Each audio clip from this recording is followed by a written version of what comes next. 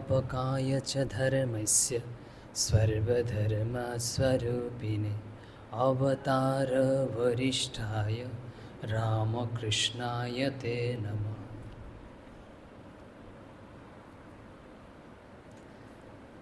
তো আমাদের যে বিষয় হচ্ছিল তা হচ্ছে ধ্যান।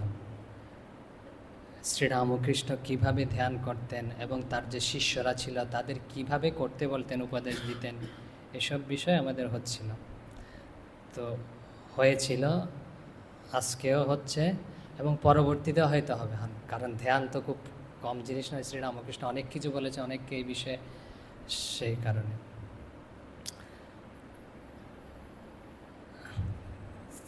তা আমরা যে বিষয় নিয়ে হচ্ছিল তা হচ্ছে, যেমন হচ্ছে আমাদের অনেক প্রশ্ন থাকে, কোথায় ধ্যান করব, কখন ধ্যান করব, সময়টা কি, কিভাবে ধ্যান করব, কিরূপ স্থানে ধ্যান করব, আর কি বিষয়ের উপর ধ্যান করব, যে কোনো বিষয় হতে পারে কিনা, এসব হচ্ছিল।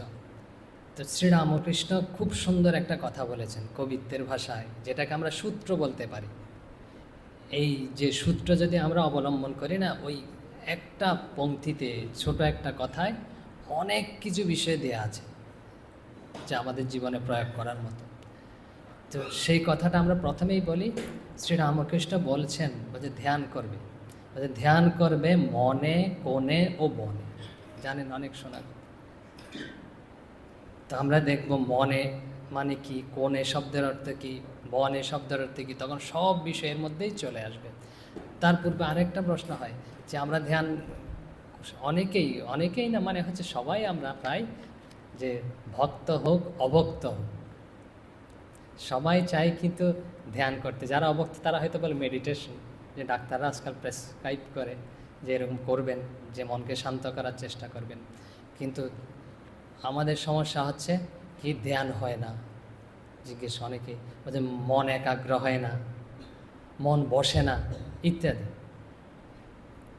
সব না না না বোধক। তো সেটাকে আমরা না হা বোধক করতে হবে। ধ্যান হয়, মন একাগ্র হয়, তারপরে মন বসে। তো বলে যে জোর করে তো করা যাবে না। হ্যাঁ, আমাদের হয়, কিন্তু আমরা বুঝতে পারি না। তখন একটা ঘটনা বলি। একটা পাথর দেয়া হলো একজনকে, না একটা এরকম পাথর দেয়া হয়েছে।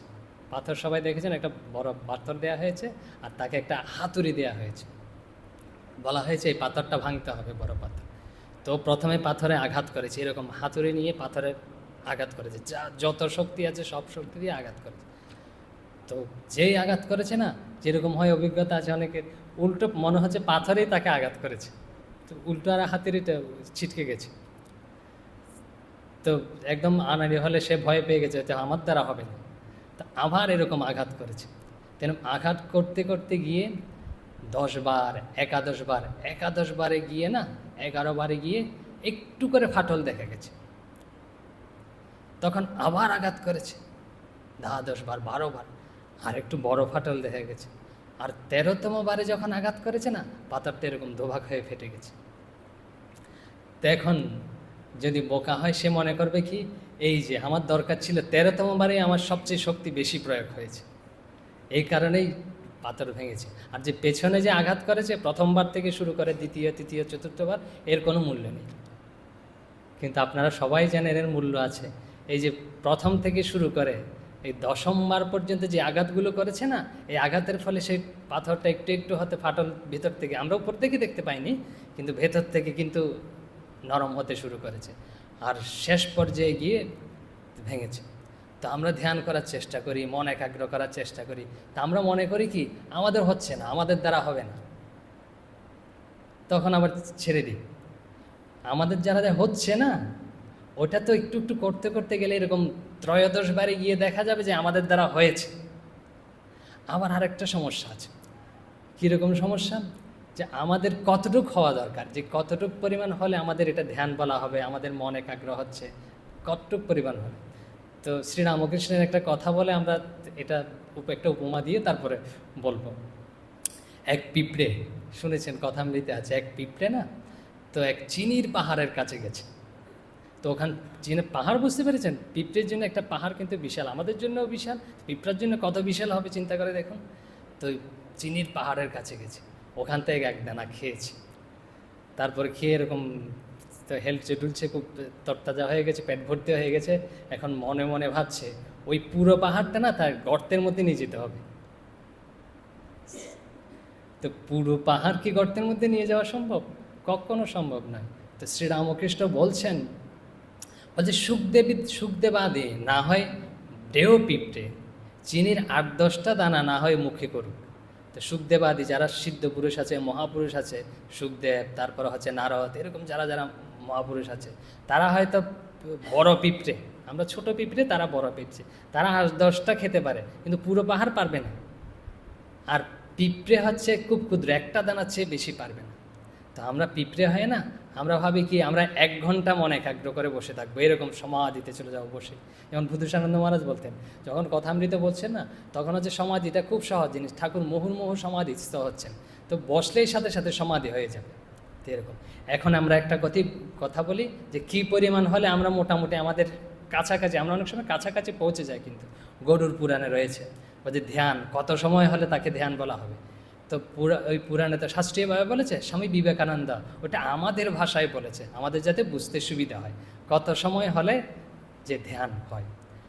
বলছেন যে ওখানে রয়েছে, সেটা স্বামীজি খুব সুন্দরভাবে আমাদের বোধগম্য করেন। বলছে 12 সেকেন্ড যদি কোনো বিষয়ে মন একাগ্র করা যায়, তাহলে হয় একটি ধারণা।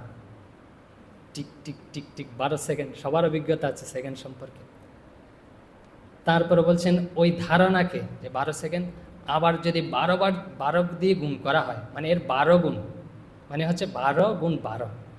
তো এরকম হলে হয় কি, যদি এইতে এত সময় মনে একাগ্র করা হয়, তাহলে ওইটাকেই ধ্যান বলে। তো 12 সেকেন্ড গুণলে করলে কত হয়? 144 সেকেন্ড। তো এটা কত মিনিট হয়? যে 2 মিনিট 24 সেকেন্ড। তো তার মানে হচ্ছে আমরা যদি 2 মিনিট 24 সেকেন্ড মন একাগ্র করে রাখতে পারি, তাহলে কিন্তু ধ্যান হয়ে গেল। তা আমরা মনে করছি না যে আধা ঘন্টা করতে হবে বা 1 ঘন্টা ধরে রাখতে হবে, তখনই ধ্যান। এই 2 মিনিট হলেও কিন্তু আমাদের ওই যে পিঁপড়ের মতো আর কি, শ্রীরামকৃষ্ণ বলেছেন। তো এটা হচ্ছে ভগবান হচ্ছে অনন্ত, আর হচ্ছে এই উপলব্ধি হচ্ছে অনন্ত, শেষ করা যাবে না। তো আমাদের সন্তুষ্টি কোথায় হতে হবে? তো এরকম 2 মিনিট 24 সেকেন্ড যদি আমরা কোনো রকমে মন একাগ্র করতে পারি, দেখবেন পুরা দিন একটা আনন্দের ভাব নিয়ে কেটে যাবে। আরও কি, আরও বলছেন তাকে যদি আবার 12 দিয়ে 12 গুণ করা হয়, 144 সেকেন্ড হয়েছিল, ওটাকে আবার 12 গুণ করলে তো এরকম 6 মিনিট 48 সেকেন্ড হয়। তো ওটাকে বলা হয় 6 মিনিট 48 সেকেন্ড যদি মন একাগ্র করে রাখা যায় একটা বিষয়ে, তখন তাকে সমাধি বলা হয়। দেখুন, তো এই হচ্ছে, আমরা মনে করি কি আধা ঘন্টা 1 ঘন্টা হচ্ছে না বলেই আমাদের, কিন্তু আমাদের তো এরকম যদি হয়ে থাকে না, এই 2 মিনিটের মতো 1 মিনিট যদিও হয়, মনের একটা কিন্তু আনন্দের ভাব থাকে। তা ওটার জন্যই না যে অনেক মহাপুরুষরা বলে থাকেন যে একবার ডাকার, যদি মাকে যদি ভগবানকে যদি একবার ডাকার মতো ডাকতে পারো, তাহলে হয়ে গেল। তো একবার ডাকার জন্য আমরা চেষ্টা করে যাচ্ছি, তাহলে কিন্তু আমরা যদি মনে করি যে না এরকম করতে হবে, নিরুৎসাহিত হয়ে যায়। দেখুন, এই 2 মিনিট যদি করা যায় না, তো 2 মিনিট করা তো কারোর জন্য খুব বিশেষ ইয়ের নয়। যে অনেকে বলে আমার সময় হয় না, ধ্যান করার জন্য সময় পাচ্ছি না, জব করার জন্য সময় পাচ্ছি না। 2 মিনিট করুন, প্রজেক্ট এরকম। আচ্ছা, এটা তো মোটামুটি গেলে। এখন শ্রীরামকৃষ্ণের কথায় আমরা ফিরে আসি। আবার শ্রীরামকৃষ্ণ বলছেন ধ্যান করবে মনে, কোণে এবং বনে। 3টা দিয়েছে, বলছে মনে, কোণে এবং বনে। আজকে হয়তো মনে হবে, মনেটা আমরা দেখি। তো মনে শব্দের অর্থ কি, মনে মানে কি বুঝাচ্ছেন তিনি? বিজ্ঞান মহারাজকে জিজ্ঞেস করি যে শ্রীরামকৃষ্ণ তো বলেছেন ধ্যান করবে মনে, মনে মানে কি বুঝাচ্ছে? তো বিজ্ঞান মহারাজ, বিজ্ঞানানন্দ স্বামী বিজ্ঞানানন্দ মহারাজ বলছেন মন মানে হৃদয়। আরও বলছেন যে হৃদয়ে আরাধ্য দেবতা অধিষ্ঠিত আছেন, এই রূপ ভাবতে হয়। বিজ্ঞান মহারাজ বলেছেন মন মানে হচ্ছে হৃদয়। এখন শ্রীরামকৃষ্ণের কথায় আবার আমরা ফিরে যাই যে ধ্যান করবে মনে, মন মানে হৃদয়। আর শ্রীরামকৃষ্ণ বলেছেন যে হৃদয় তো বেশ ডঙ্কা মারা জায়গা, সেইখানেই ধ্যান কর। বলছে কোথায়? হৃদয় হচ্ছে বেশ ডঙ্কা মারা জায়গা, সেখানেই ধ্যান করবে। আর এগুলি আইনের ধ্যান, শাস্ত্রে আছে। হৃদয়ে যে বলল শ্রীরামকৃষ্ণ হৃদয়ে ধ্যান করার কথা, এটা হচ্ছে শাস্ত্রে রয়েছে। শাস্ত্রে কোথায় রয়েছে আমরা একটু উল্লেখ করি। কঠোপনিষদে খুব সুন্দর কথা রয়েছে, শ্রীরামকৃষ্ণের কথাটাই হুবহু রয়েছে একদম একদম দার্শনিকভাবে। বলছে অঙ্গুষ্টমাত্র পুরুষ অন্তরাত্মা সদা জনানাং হৃদয় সন্নিবিষ্ট। হৃদয়ে সন্নিবিষ্ট বুঝতে পেরেছেন? বলছে হৃদয়ে সন্নিবিষ্ট হয়ে রয়েছে। বলছে শ্রীরামকৃষ্ণ অন্য জায়গায় বলেছে ভগবানের হৃদয়ে আছে ভগবানের বৈঠকখানা, হৃদয়ে তিনি রয়েছেন, হৃদয়ে সন্নিবিষ্ট। আর এটি কীরকম? বলছে অঙ্গুষ্টমাত্র পুরুষ অন্তরাত্মা। বলছে অঙ্গুষ্টমাত্র পুরুষ, অঙ্গুষ্ট মানে দেখেছেন এই অঙ্গুষ্ট আমাদের হৃদয়ের হচ্ছে একটু পরিমাণ খালি জায়গা আছে, যাকে আকাশ বলা হয়। আরেকটা মন্ত্র বলবো, ওখানে ওইটাও পরিষ্কার করে বলা আছে।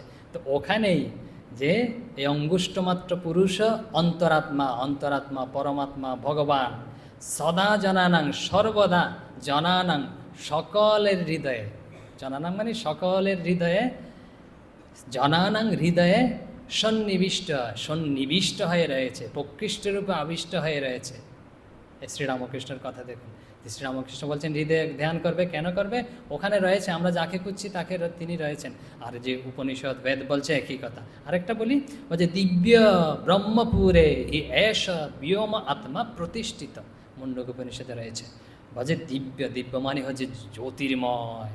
বলছে ব্রহ্মপুরে, ব্রহ্মপুরে মানে হচ্ছে যে ব্রহ্মের মানে হচ্ছে ঈশ্বরের, যদি আমরা দ্বৈতভাবে বলি ভগবানের যে অভিব্যক্তির স্থান, ভগবানের প্রকাশের স্থান হচ্ছে হৃৎপদ্ম। আর সেটা কি? সেটা হচ্ছে জ্যোতির্ময় স্থান। হি এষ ব্যোম, ব্যোম না সে এস, ব্যোম না একটু আগে বলেছিলাম আকাশ, সে আকাশে আত্মা প্রতিষ্ঠিত, আত্মা প্রতিষ্ঠিত হয়ে রয়েছে। আরও রয়েছে মধ্যে বামন মাসি, সেখানে বামন মানে হচ্ছে সেই পরমাত্মা, সেই ঈশ্বর রয়েছেন। শ্রীরামকৃষ্ণ একই কথা বলছেন, বলছে হৃদয়ে তো বেশ ডঙ্কা, আমার হৃদয়ে তো বেশ ডঙ্কা মারা জায়গা। এটা তো ওখানেই ধ্যান করে একজন যখন জিজ্ঞেস করেছে। আর এগুলো হচ্ছে শ্রীরামকৃষ্ণ বলছে শাস্ত্রের কথা, আইনের কথা। এখন এই যে হৃদয় আমরা বলেছিলাম, আবার উল্লেখ করছি, তো কোথায় খুঁজে পাবো হৃদয়টা? কোথায়? এখানে এখানে এখানে একটা ডাক্তারদের গল্প বলা হয়েছিল, কীরকম চৈনিক ডাক্তার আর হচ্ছে মার্কিন ডাক্তার। তো দুজন নতুন ডাক্তার হয়েছে, বুঝতে পেরেছেন? তো দুজন নতুন ডাক্তার হয়েছে, অপারেশন থিয়েটারে গেছে, দুজন অপারেশন করবে আর কি। তো এই রুগীকে কাটবে, তারপরে হৃদয়ে যেরকম করবে। এখন যে ডাক্তার বলছে, মার্কিন ডাক্তার বলছে যে হৃদয় হচ্ছে বাম পাশে। তারপরে বলছে চৈনিক ডাক্তার, দুজন বন্ধু, তো বলছে না, আমরা তো পড়েছি আমাদের শাস্ত্রে, যে চীনের যে শাস্ত্র রয়েছে, হৃদয় হচ্ছে বাম পাশে। তো যে বলছে বাম পাশে, সে বিভিন্ন যুক্তি তর্ক স্থাপন করছে, এই যে এখানে রয়েছে, অমুক জায়গায় রয়েছে, এরকম। তারপরে যে বলছে ডান পাশে, তিনিও বিভিন্ন এরকম যুক্তি তর্ক উপস্থাপন করছেন, বলছে হৃদয় হচ্ছে এরকম ডান পাশে, এরকম যুক্তি তর্ক চলছে। এখন যিনি হচ্ছেন প্রধান ডাক্তার না, তিনি এসছেন, তো এখানে দেখে রোগী তো যায় যায় অবস্থা। তো এই অবস্থায় তারা দুজন হৃদয় কোথায় এনে নিয়ে বিচার করছে। তো উনি এসে বলছে, আরে আগে তো কাজ শুরু করো, তারপরে তো হৃদয় কোথায় আছে বোঝা যাবে। তো আমাদের তো আগে কাজ শুরু করতে হবে, যে অনুভব করার চেষ্টা করতে হবে হৃদয় কোথায় আছে, তখনই তো বুঝতে পারবো। এখন যে শাস্ত্রে কী রয়েছে, শাস্ত্রে হৃদয়ে কোথায় কথা আছে, খুব সুন্দর কোথায় আছে একদম পরিষ্কার করে বলে দিয়েছেন ধরার জন্য, আমাদের যাতে এখানে এখানে খুঁজতে না হয়। বলছেন যে মহানারায়ণ অনুপনিষদে রয়েছে 11 নং অনুবাকে 7 নং মন্ত্রে রয়েছে, বলছে অধনিষ্ঠ্যা বিতিস্ত্যন্তে নাইব্যাম উপরে তিষ্ঠতি। বলছে হৃদয়ং তদ বিজানীয়াৎ বিশ্বস্য আয়তনং মহৎ। বলছে অধনিষ্ঠা, অধ বুঝতে পারছেন, অধ মানে হচ্ছে নিচে। বলছে নিষ্ঠা, নিষ্ঠা মানে কোথায়? বলছে এটাকে নিষ্ঠা বলা হয়, এটাকে কী বলা হয়? গ্রীবা না, এই গ্রীবার। বলছে গ্রীবার নিচে, তো গ্রীবার নিচে কতটুক যেতে হবে? এখানে এখানে এখানে এখানে। বলছে গ্রীবার নিচে বিতেস্তে অন্তে, বিতেস্তে মানে এরকম বিগত বলা হয় না, এটার পরিমাণ হচ্ছে 12 আঙ্গুল, 12 আঙ্গুল। আমারটা 12 আঙ্গুল হবে, আপনারটা 12 আঙ্গুল হবে, এরকম যার যারটায়। আর আমারটা যদি আপনার আঙ্গুল দিয়ে মাপি না, হয়তো কম বেশি হয়ে যাবে, এরকম করবেন না। আবার একজনেরটা মেপে আরেকজনেরটা লাগিয়ে দিলে হবে না। তো এরকম যার যারটায় তারটা মাপলে এরকম 12 আঙ্গুল হবে। বলছে এখানের নিচে 12 আঙ্গুল পরিমাণ যে জায়গা, যেরকম এই ওখানে হচ্ছে হৃদয়। আবার আরও আমাদের যাতে দ্বিধা না হয়, আরও বলছেন কি, নাইব্যাম উপরে তিষ্ঠতি, এই দ্বাদশ আঙ্গুল নাভির উপরে আর গ্রীবার নিচে গিয়ে কোথায় যেখানে দাঁড়ায় যার যার, সেখানে বলছেন হৃদয়ের কেন্দ্র। বলছেন হৃদয়ং তৎ বিজানিয়ত, এই জায়গাটাকে হৃদয় বলে জানবে। বিশ্বেশ্য হৃদয় বলে জানবো, ওখানে কি আছে, যে বিশ্বেশ্য আয়তনং মহৎ, মানে বিশ্ব মানে হচ্ছে সব কিছুর আশ্রয়স্থল হচ্ছে ওই জায়গাটাই। আশ্রয়স্থল মানে হচ্ছে অনুভবের স্থান, আমরা সব কিছু অনুভব করি ওখান দিয়ে। তো এটাই হচ্ছে, তো পাওয়া গেল হৃদয় হচ্ছে এখানের নিচে, দ্বাদশ আঙ্গুলের এখানের উপরে, আর সব কিছুর অনুভবের স্থান, সব কিছুর প্রকাশের স্থান হচ্ছে ওখানে। এই একটু আগে উপনিষদ বলেছে ওখানে কে আছে, ওই যে অঙ্গুষ্ঠমাত্র পুরুষ ও পরমাত্মা। এই অঙ্গুষ্ঠমাত্র পুরুষ, এখানে এরকম পরিমাণ খালি জায়গা আছে আকাশ, যে এই আকাশে পরমাত্মা রয়েছে, যে ভগবান রয়েছে। পরম মানে হচ্ছে শ্রেষ্ঠ, আত্মান মানে হচ্ছে এরকম প্রকাশ, যেখানে সব জায়গায় ব্যপ্ত হয়ে রয়েছেন, ওখানেই রয়েছেন। এখন ওই যে ডাক্তারদের আমরা কিভাবে অনুভব করার চেষ্টা করি, জ্যোতিষানন্দ মহারাজ খুব সুন্দর বলছেন হৃদয় হচ্ছে 3 প্রকারের রয়েছে। কীরকম আমরা কথায় কথায় বলে থাকি, কীরকম 3 প্রকারের হৃদয়। একটা হচ্ছে ডাক্তাররা একটু আগে কাটাছিড়া করতে চাচ্ছিল না, যেটাকে হার্ট বলা হয়, তো ওই হচ্ছে রক্ত মাংস দিয়ে তৈরি এক প্রকারের হৃদয়। আরেকটা আমরা বলে থাকি কি, যে যে আন্তরিকতার সাথে বলছি, হৃদয়তার সাথে বলছি, এরকম কথায় কথায় বলি না, এই কথাটা আমি বললাম যে আন্তরিকতার সাথে হৃদয়ের সহিত বলছি, ওইটা হচ্ছে আবেগের, ওইটা একটা হৃদয়। আরেকটা হৃদয় আছে, তাকে বলা হয় আধ্যাত্মিক হৃদয়, যেটাকে বলা হয় অনাহত চক্র, হৃৎপদ্ম। এই যে আমাদের কোনটার কথা বলা হচ্ছে, যেটাকে আধ্যাত্মিক হৃদয়, সেটার কথা বলা হচ্ছে। যেটা অনাহত চক্র, হৃৎপদ্ম, এটার কথা বলা হচ্ছে। মাংসের হৃদয়ের কথাও বলা হচ্ছে না, আমরা কথায় কথায় যে বলি আবেগের সহিত বলছি, ওই আবেগের হৃদয়ের কথাও বলা হচ্ছে না।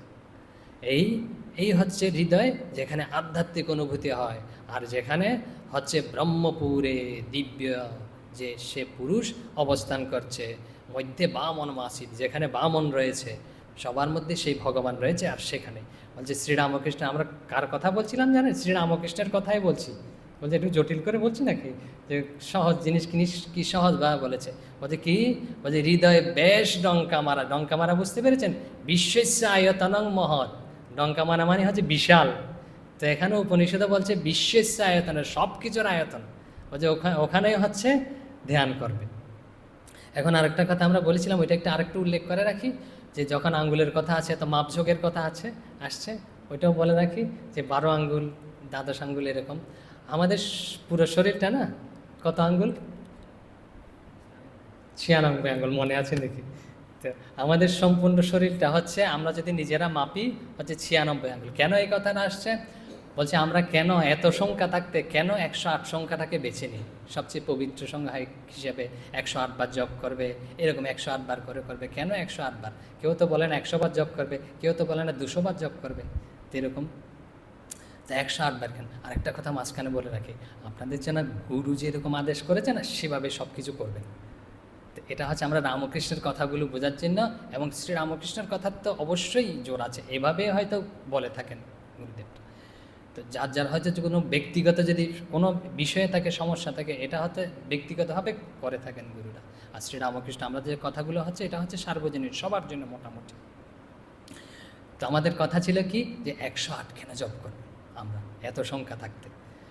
তো আমাদের সম্পূর্ণ শরীরের হচ্ছে যার আঙ্গুল দিয়ে মাপলে 96 আঙ্গুল, এরকম এসব বলে থাকেন শাস্ত্রকাররা, 96 আঙ্গুল।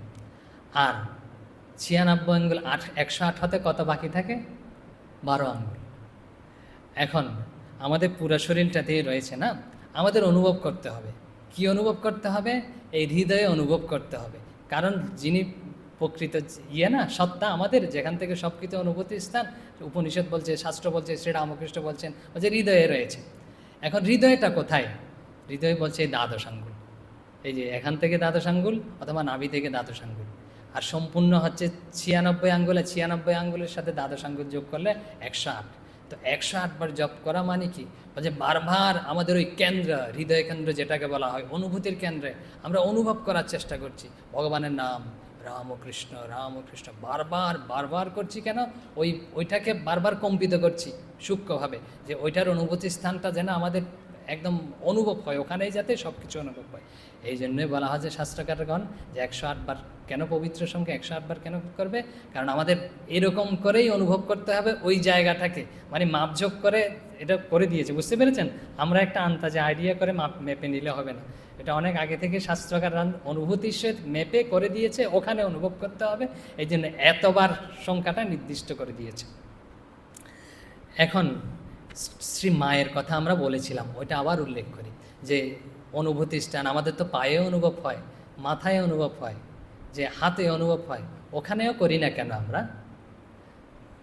যে মায়ের কথাটা আমরা উল্লেখ করি। অবশ্যই শ্রীরামকৃষ্ণ বলেছেন তুমি যখন পাকা হয়ে যাবে না, সব তো ব্রহ্মময়ী, যেখানে ইচ্ছে তুমি তখন করতে পারবে, কিন্তু স্বাভাবিক অবস্থায়, বিশেষ করে প্রাথমিক অবস্থায় যে কোথায় করা উচিত।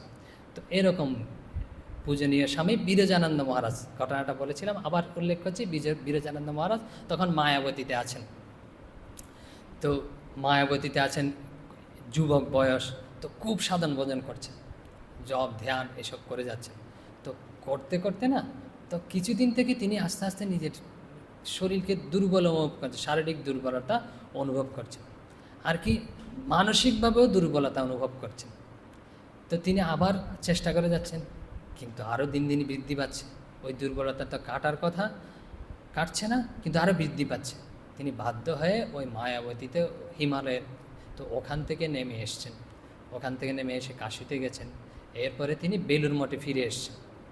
তো সবাই চিন্তিত বিরজানন্দ মহারাজকে নিয়ে, তখন হচ্ছে বেলুর মঠে স্বামী ব্রহ্মানন্দ মহারাজ রয়েছেন, রাজা মহারাজ রয়েছেন। তো রাজা মহারাজও খুব চিন্তিত, এর শরীর খুব খারাপ হয়ে যাচ্ছে, খুব ডাক্তার দেখিয়ে খুব চিকিৎসা করা হচ্ছে। তো এই অ্যালোপ্যাথিক হোমিওপ্যাথিক এসব চিকিৎসা করা হচ্ছে, ফল হচ্ছে না। তারপরে কবিরাজি চিকিৎসা, তখন হচ্ছে বিশিষ্ট কলকাতা হচ্ছে রাজধানী ভারতবর্ষের, কলকাতার বিশিষ্ট ডাক্তার হচ্ছে শ্যামদাস বাচস্পতি। তো ওনাকে ঠিক করা হয়েছে তাকে চিকিৎসা করার জন্য। তো ওনার অধীনে তিনি রয়েছেন, 3-4 মাস হয়ে গেছে ওষুধ সেবন করছেন, তবুও সারছে না। এই মানসিক দুর্বলতা, শারীরিক দুর্বলতা এসব সারছে না। তো তিনি একদম তখন যখন রয়েছে দীর্ঘদিন থেকে বেলুর মঠে, বিরজানন্দ মহারাজ বলছেন যে রাজা মহারাজকে বলেছেন আমি একটু মা তো জয়রামবাটিতে রয়েছে শ্রী মাকে একটু দর্শন করে আছে, মাকে একটু দেখে আসে। তো তিনি মায়ের কাছে গেছেন জয়রামবাটিতে। তো মায়ের কাছে গেছেন, মা দেখেই বলছেন বাবা তুমি তো কত ভালো ছিলে, শরীর সুস্থ ভালো ছিল, শরীর স্বাস্থ্য কীভাবে এত রুগ্ন হয়ে গেছে, রোগা হয়ে গেলে। তো এরকম তো 2-1 দিন যাচ্ছে ওখানে রয়েছে, তখন মা বলছেন, প্রথমেই মায়ের প্রশ্ন যে প্রথমে সন্তানকে এত বিরক্ত করেনি, বলছে ধ্যান কোথায় করো তুমি? মা জিজ্ঞেস করছে কীরকম ডাক্তার? দেখুন যে ভবরোগ পদ্য, যে ভবরোগের পদ্য হচ্ছে ডাক্তার হচ্ছেন তিনিই সারাতে পারেন। বলছে তুমি ধ্যান কোথায় করো? হৃদয়ে না সহস্রারে? হৃদয় মানে এখানে, সহস্রার মানে এখানে। বলছে ধ্যান কোথায় করো পরিষ্কার করে জিজ্ঞেস করছে, কোনো কিছু জিজ্ঞেস না করে বলছে ধ্যান কোথায় করে, হৃদয়ে না সহস্রারে? বিরজানন্দ মহারাজ উত্তর দিচ্ছেন সহস্রারে, এখানে ধ্যান করে। বলছে কেন? বলছে কেন ধ্যান করেন? বলছে কেন না ওখানে ধ্যান করতে ভালো লাগে, খুব আনন্দ পায়, ধ্যান করতে ভালো লাগে বলে ওখানে করে। মা সাথে সাথে তাৎক্ষণিকভাবে বলছেন, বলছে করেছো কি বাবা? ও যে শেষ অবস্থার কথা, পরমংশ অবস্থার কথা, একেবারেই কি এত উঁচুতে মনকে রাখতে পারা যায়? প্রথমে একবার মনকে মস্তকে নিয়ে গিয়ে পরে হৃদয়ে নামিয়ে এনে সেখানে ইষ্টের ধ্যান করতে হয়। বলছে তুমি ওখানে প্রথমে নিয়ে যেতে পারো, নিয়ে গিয়ে তারপর ওখান থেকে নামিয়ে এনে হৃদয়ে ইষ্টের ধ্যান করবে। তো বিরজানন্দ মহারাজ এইভাবে করে যাচ্ছেন। তো করে যে মায়ের কথা অনুযায়ী এভাবে করতে করতে না, তার যে আর এই যে ডাক্তার চিকিৎসা ওষুধপত্র কিছুই লাগেনি, কদিনের মধ্যে তার শরীর ভালো হয়ে গেছে। তো এই হচ্ছে গুরুর উপদেশ অনুযায়ী করা উচিত, আমাদের ইচ্ছা অনুযায়ী নয়। আমরা যত সহজ মনে করি না, খুব সহজ নয় যে বিষয়টা, যেরকম উপদিষ্ট হয়েছে সেরকমভাবে শ্রীরামকৃষ্ণ এই জন্যই বলছেন। মায়ের আরেকটা কথা এখানে উল্লেখ করি, মায়ের বিষয়ে একদম মাকে জিজ্ঞেস করছে, বল আমি কিভাবে জপ ধ্যান করব? তো মা বলছেন জপ করতে করতে ইষ্টমূর্তির ধ্যান করতে হয়। তো জপ করতে করতে ভগবানের নাম করতে করতে ভগবানের ধ্যান করতে হয়। বলছে ধ্যানের প্রথমে মুখটি আসে, বটে। ধ্যানের প্রথমে মুখটি আসে বটে আমাদের অনেক সময়, কিন্তু পা থেকে মস্তক অঙ্গটি সাক্ষাৎ করে ধ্যান করতে হয়। যে আমাদের সময় ধ্যান করতে গেলে দেখবেন অনেক সময় মুখটি আসে, কিন্তু ওই বাকিটা হয়তো আসছে না। কিন্তু মা বলছেন সবটা আনার চেষ্টা করবে। রাজা মহারাজ অন্য জায়গায় বলেছেন, বলছে কীভাবে ধ্যান করবে, বলছে যে ইষ্টকে, ভগবানকে জ্যোতির্ময় রূপে, জীবন্ত রূপে চিন্তা করবে। জীবন্ত রূপে চিন্তা করে তারপর ওখানে যে জীবন্ত মূর্তি ধ্যান করবে, যে পাদবন্দনা করবে, মানে হচ্ছে প্রণাম করবে। প্রণাম করে আস্তে আস্তে সবটা আনার চেষ্টা করবে। প্রথমে সবটা আসে না, আমরা যতই বলি না কেন। হয়তো কেউ কেউ চোখ বন্ধ করলে অন্ধকার দেখছেন, কোনো ভয় পাওয়ার কারণ নেই। শ্রী রামকৃষ্ণের একটা কথা আমরা বলবো, যে আমরা অনেক সময় যে এইসব কেন দেখছি, আমি কিছু ধ্যান করার চেষ্টা করছি, ভগবানকে দেখার চেষ্টা করছি, তা না দেখেও যে আমার যেটা চাই না ওটা দেখছি, এরকম কেন হচ্ছে? শ্রী রামকৃষ্ণের কথাটা আমরা বলবো। এর পূর্বে বলছি যে অন্ধকার দেখলেও না ভয় পাওয়ার কিছু নেই। একটু করে শান্ত হয়ে আসলে হয়তো মুখটা দেখবেন, হয়তো প্রভুর হৃদয়টা দেখবেন, হয়তো পাদপদ্মটা দেখবেন। তো যেটা দেখবেন ওটা চিন্তা করার পরে মন আরও শান্ত করে, তারপর পুরাটা সম্পূর্ণটা আনার চেষ্টা করবে। মায়ের কথা অনুযায়ী মা এভাবে বলছেন। এখন আমাদের কথা হচ্ছিল প্রথমে শ্রীরামকৃষ্ণ যে সূত্র দিয়েছেন, যে ধ্যান করবে মনে, তারপরে হচ্ছে কোণে এবং বনে। আমরা এই কথাটা আবার যাচ্ছি, মনে পেয়েছি আমরা, মন মানে হচ্ছে হৃদয়। মা বলেছেন এত সব কথা, আমরা শাস্ত্র থেকে উল্লেখ করেছি হৃদয় কোথায়, এত সব কথা সব উল্লেখ করা হয়েছে। এখন আরও দুটো রয়েছে, তা হচ্ছে বনে, কোণে এবং বনে, তাই তো। তো বিরজানন্দ মহারাজকে আবার বিরজানন্দ মহারাজ, ওনার কথা পরে বলবো। প্রথমে হচ্ছে বিজ্ঞানানন্দ মহারাজ, আমি বিজ্ঞানানন্দ মহারাজকে আবার জিজ্ঞেস করি যে বনটা কোথায়। চলে যেতে হবে সব পুটলি পাটলা বেঁধে নাকি? তো বিরজানন্দ মহারাজ কি বলছে দেখি, যে বনটা কোথায়? বলছে বন কোথায় জানো, যেখানে পশুরা রয়েছে। আছে না বনের মধ্যে বাঘ, ভাল্লুক, এরকম সাপ সব রয়েছে, ভীতিকর সব। তো পশুরা যেখানে রয়েছে সেটা হচ্ছে বন। বলছে আমাদের মধ্যেও পশু কম আছে নাকি? বলছে কাম, ক্রোধ, লোভ, মোহ, এইসব পশু ওই রয়েছে বনের মধ্যে। তো ওই বনের মধ্যে ধ্যান করতে হবে। পশু থাকলেও আমার কাম এসছে, আমার ক্রোধ এসছে, আমার অহংকার এসছে, আমার অভিমান এসছে, আমি বুঝতে পারছি না, উঠে চলে যাব। বলছে না না, চলবে না এরকম উঠে চলে গেলে। বলছে কাম, ক্রোধ, লোভ, মোহ এগুলো আসছেও না, ওই যে পশু তো পরিবেষ্টিত হয়ে রয়েছে, এর মধ্যে বসতে হবে।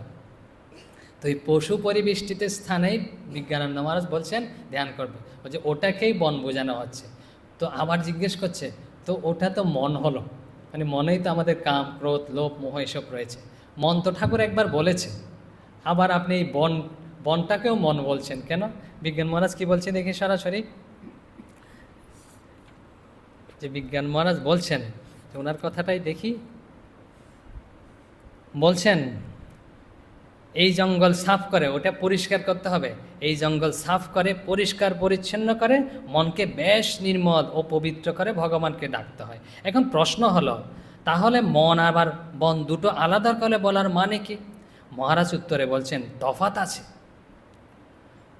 মন মানে হৃদয়, মন মানে হচ্ছে হৃদয়। প্রথমটা যেটা বলেছে ওটা হচ্ছে মন মানে হচ্ছে হৃদয়। কীরকম হৃদয়? ওটা হচ্ছে স্বচ্ছ হৃদয়, মানে হচ্ছে পবিত্র, যেখানে কাম, ক্রোধ নেই। বুঝতে পেরেছেন? যে পশু নেই, পশুগুলো যে নেই, স্বচ্ছ শুদ্ধ হৃদয়, শুদ্ধ মন, ওইটা হচ্ছে প্রথম। ওই শুদ্ধ মন আমাদের, ওটা হচ্ছে প্রথম। ঠাকুর বলেছে প্রথম সত্য, প্রথম কন্ডিশন, ওইটা শুদ্ধ মন লাগবে। ওই শুদ্ধ মন, ওইটা হচ্ছে শুদ্ধ মন। আর পরেরটা বলছে ওইটা হচ্ছে কাম, ক্রোধ, লোভ যুক্ত, যেটা বন, ওই মনকে পরের বন বলছে বিজ্ঞানানন্দ মহারাজ। বলছে ওই বনকে সাফ করতে হবে, পরিষ্কার করে না, ওই বনকে ওই মনে পরিণত করতে হবে, শুদ্ধ মনে পরিণত করতে হবে। সব তো আমাদের ভিতরে, তারপর ধ্যান করতে হবে। আর কোন মানে হচ্ছে নিরিবিলি স্থান, যেখানে উৎপাত নেই, লোকজন দেখবে না, এরকম। এখন এই কথাটা আরেকটু সহজভাবে স্বামী বিরজানন্দ মহারাজ বলেছেন। তো বিরজানন্দ মহারাজকে জিজ্ঞেস করি, তো বিরজানন্দ মহারাজকে, যে ঠাকুর বলেছেন ও যে ধ্যান করবে যে মনে, কোণে এবং বনে, এর অর্থ কি? বিরজানন্দ মহারাজ বলছে কোণে বলেছে, কোণ মানে হচ্ছে অন্তরালে। অন্তরাল মানে কি? বলছে একান্তে। বলছে ধর্মকর্ম জপ ধ্যান গোপনে করতে হয়। আমরা অনেক সময় আমি ধ্যান করছি, আমি জপ করছি, স্টেজে গিয়ে করার জিনিস নয়, লোকজনকে দেখানোর জিনিস নয়, যে জব করছি, ধ্যান করছি। কোথায় করতে হবে? যে কোণে মানে হচ্ছে অন্তরালে। আমাদের সবার ঘরের তো একটা অন্তরাল রয়েছে, যে ঠাকুরঘর না থাক একটা গোপন জায়গা। ঠাকুর অন্য জায়গায় বলেছে যে সাত্ত্বিক সে কোথায় ধ্যান করে? যে মশারে কাটিয়েছে, লোকজন ভাবছে ঘুমাচ্ছে ভোরবেলা, কিন্তু ওখানে ভিতরে মশারির ভিতরে সে ধ্যান করছে। লোক যখন বেরিয়েছে তখন লোকজন ভাবছে হয়তো ঘুম থেকে উঠে বেরিয়েছে, কিন্তু সাত্ত্বিক লোক কাউকে জানতে দেয় না, ওখানে বসেই তিনি ধ্যান করেছেন এতক্ষণ। তো বলছেন এই জন্য কোণে মানে হচ্ছে অন্তরালে, আর হচ্ছে যাতে একান্তে, লোকজন যাতে বুঝতে না পায়। এই জপ ধ্যান ধর্মকর্মে একান্তে করতে হয়, নাহলে লোকজন বিভিন্ন কিছু বলে না, হয়তো কেউ বলবে বেশ খুব ধ্যান করছে, আমার মনটা একটু ডিপ্রেস হয়ে গেল, ওই যে দেখাচ্ছে লোকজনকে ডিপ্রেস হয়ে গেল। আর কেউ হয়তো বললাম বাহ উনি খুব ভালো লোক, খুব ভক্ত লোক, কীরকম ধ্যান করে দেখুন দিনরাত, ওঠানোও সমস্যা, মনটা একটু ফুলে গেল, আমাদের একটু ফুলে গেলাম, অহংকার এসে গেল, বুঝতে পেরেছেন? ওটাও ক্ষতি, তো দুটাও ক্ষতি। এই জন্য হচ্ছে গোপনে করা উচিত। আর হচ্ছে তাহলে তো মন্দিরে আসা যাবে না তা নয়, কিন্তু মন্দিরে সবাই জপ ধ্যান করতেই আসে, মন্দিরের প্রয়োজনীয়তা আছে। কীরকম বলেছে না, কারণ মন্দিরে না, এই মন্দির এগুলোতে একটা হচ্ছে কম্পন রয়েছে, আধ্যাত্মিক কম্পন রয়েছে। আমরা বলেছিলাম সর্বদা, কেন কম্পন? বলছে সকাল থেকেই এখানে হচ্ছে মন্ত্রপাঠ হচ্ছে, তারপরে হচ্ছে পূজা হচ্ছে, তারপর হচ্ছে বিভিন্ন জন আসছে, প্রণাম করছে, প্রার্থনা করছে। মানে হচ্ছে প্রার্থনা মানে কি, প্রণাম মানে কি, জপ ধ্যান মানে কি, একটা কম্পন করা। এই যে ধরুন আমরা কথা বলছি, একটা তরঙ্গ সৃষ্টি হচ্ছে না, এই তরঙ্গটা হারিয়ে যায় না কিন্তু। আরও কি সূক্ষ্ম তরঙ্গ হচ্ছে, যে মানুষ জপ হচ্ছে শ্রেষ্ঠ। আমরা যখন মনে মনে জপ করি না, তখনই কিন্তু একটা কম্পন হচ্ছে, সূক্ষ্ম কম্পন। ওই সূক্ষ্ম কম্পনটা যাওয়ার নয়, এটা ওখানে থাকে। এই যে বলেছিলাম মন্দির, মসজিদ, ধর্মস্থানগুলো কেন এরকম গম্বুজ আকারে তৈরি করা হয়?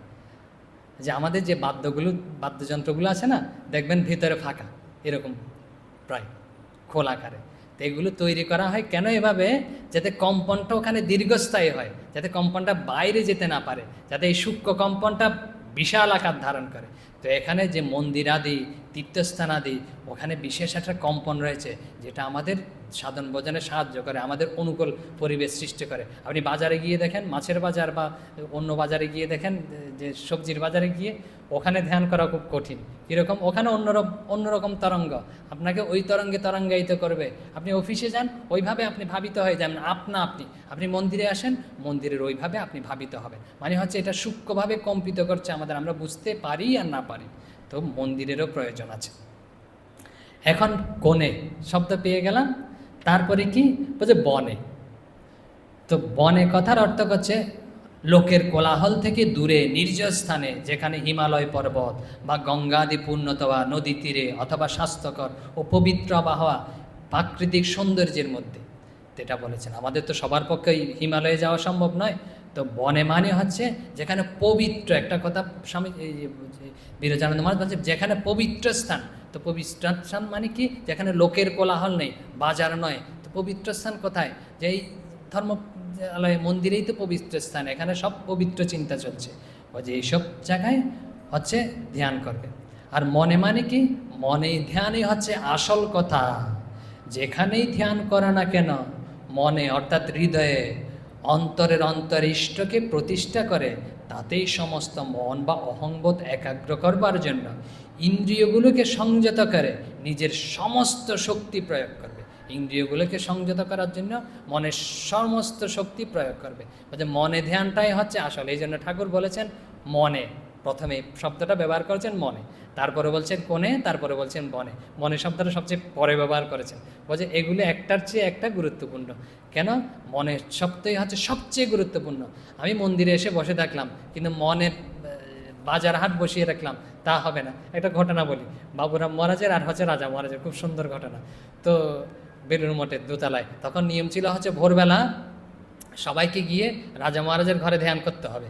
কারণ যাতে কেউ একটু ভোর 4টার সময় ওঠে না, সবাইকে ধ্যান বসতে হবে। যদি একদিন কারো এলোমেলো হয়, ঘুম থেকে উঠতে দেরি হয়, তাহলে ওর খাওয়া জুটবে না। তো এরকম নিয়ম করা ছিল।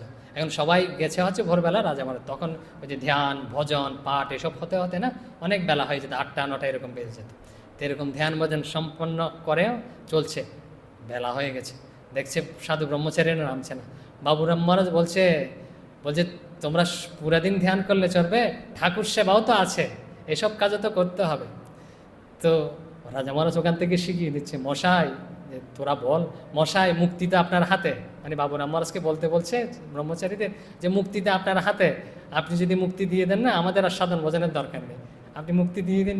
তো রাজা মহারাজ শিখিয়েছে যে কীরকম দুষ্টমি দেখুন তাদের মধ্যে, গুরু ভাইদের মধ্যে। তখন ব্রহ্মচারীরা আবার বলছে, মহারাজ মুক্তিটা আপনার হাতে, আপনি যদি আমাদের মুক্তি দিয়ে দেন না তাহলে আর আমাদের ধ্যান ভজনের এত দরকার নেই। তখন প্রেমানন্দ মহারাজ খুব সুন্দর কথা বলছে, হ্যাঁ তোমরা সম্পূর্ণ দিন ধ্যান করো 24 ঘন্টা, আমার কোনো আপত্তি নেই, কিন্তু মনে যাতে হাট বাজার না বসে। বুঝতে পেরেছেন? আমি বসে থাকলাম, মনে হাট বাজার বসিয়ে দিলাম, তা হবে না। এই জন্য বলছে প্রথম হচ্ছে এই মনে ধ্যান করবে। তো আমরা আজকে পেলাম কি ঠাকুরের এই কথাই, যে বলছেন ঠাকুর বলছে ধ্যান করবে মনে, কোণে এবং বনে। মনটা কি? বিজ্ঞান মহারাজ বলছে মন মানে এক কথায় হৃদয়, আর ঠাকুর বলছেন হৃদয় মানে হচ্ছে ডঙ্কা মারা জায়গা, বলছে বিশানায় বিশ্বস্বায়তনং মহৎ, যে উপনিষদের কথা। এই ডঙ্কা মারা জায়গায় ধ্যান করতে হবে। কেন? ওখানে করলে সুবিধাও না, ওখানে হচ্ছে অনুভূতির স্থান। কেন? অঙ্গুষ্ঠমাত্র পুরুষ, যে অন্তরাত্মা, যে সদা জানানায়ং হৃদয়ে সন্নিবিষ্ট, সবার হৃদয়ের মধ্যে উপনিষদের কথা, যে ওখানে তিনি রয়েছেন। ওই জন্য ওখানেই হচ্ছে সব অনুভূতির স্থান, আর ওখানেই ধ্যান করার জন্য মা বলছেন। তো আজকে এখানে থাক, পরবর্তীতে আমরা আসব যে শ্রীরামকৃষ্ণ যে কিভাবে বসতেন যে ধ্যান করার সময়, তার শিষ্যদের কিভাবে বসার জন্য উপদেশ করেছেন, এইসব বিষয় আছে। আর বলছে এই বসার মধ্যে পার্থক্য কী, যে যেভাবেই বসলাম, একজনকে বলছে একজন যে মেরুদণ্ড সোজা করে, যেমন ঠাকুর বলেছে আর কি, যে শির গ্রীবা এইসব কায় সোজা করে বসতে হবে, যে সোজা রাখতে হবে সব সময় ধ্যানের সময়। তো একজন বলছে আমার সবাসনে শুয়ে থাকলেই না মেরুদণ্ড সোজা থাকে, অন্য সময় এরকম বাঁকা হয়ে যায়, তো এটাই খুব আরামদায়ক স্থান। তো বলছে না, এরকম সবাসনে চলবে না। তো শিরগ্রীবা কেন সোজা রাখবো? বলছে শুধু ধ্যানের সময়ই নয়, সব সময় আমাদের যে বসার সময় এটা যদি সোজা রেখে বসি না, অনেক উপর। যদি আপনি খাওয়ার পরেই সব কিছু সোজা রেখে বসেন তাহলে কিন্তু হজম শক্তি ভালো হবে। আর আপনি যে কাজ করার সময়, যেমন পড়ালেখার সময় ছাত্ররা বসে, ছাত্ররা দেখি সোজা হয়ে বসে না, তাহলে আমাদের যে শক্তি, আমাদের তো চিন্তা করা দরকার না, বুদ্ধি খাটানো দরকার, অনুভব করা দরকার, তাহলে আমাদের যে শরীর শক্তি প্রভাবতা না, যে উপরে উঠতে সাহায্য করে। তো এই জন্য সবসময় যতটুকু পারা যায় শুধু ধ্যানের সময় না, সোজা হয়ে বসা উচিত। এসব আসবে ধীরে ধীরে, যে শ্রীরামকৃষ্ণ কীভাবে বলেছেন। তো আজকে এখানেই থাক। তো ওম শান্তি শান্তি শান্তি, হরি ওম তৎসৎ। শ্রীরামকৃষ্ণার প্রণমস্তু।